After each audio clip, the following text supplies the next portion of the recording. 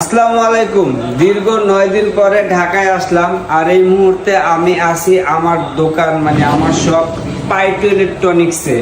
তো পাইটু ইলেকট্রনিক্সটা আসলে আগামীকাল রোজ শুক্রবার মানে 30 তারিখে ওপেনিং করার কথা ছিল, কিন্তু অতি দুঃখের সাথে জানাচ্ছি যে দেশের বর্তমান পরিস্থিতিতে আমাদের পক্ষে এই শপটা আগামীকালকে ওপেনিং করা যাচ্ছে না।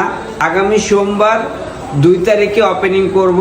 তো ইনশাল্লাহ আপনারা আশা করি আসবেন, আমাদের জন্য দোয়া করবেন, আমাদের শপের জন্য দোয়া করবেন। এই শপটা আসলে আমার নিজস্ব না, এই শপটা আপনাদেরই শপ।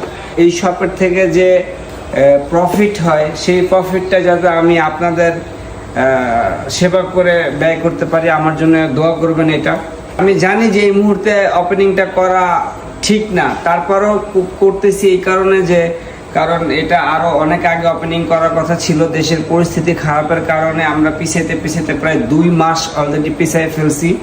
সো আর হয়তো পিছাইলে অনেক ক্ষতি হয়ে যাবে, সেজন্য পিছাইতে পারতেছি না আর বেশি।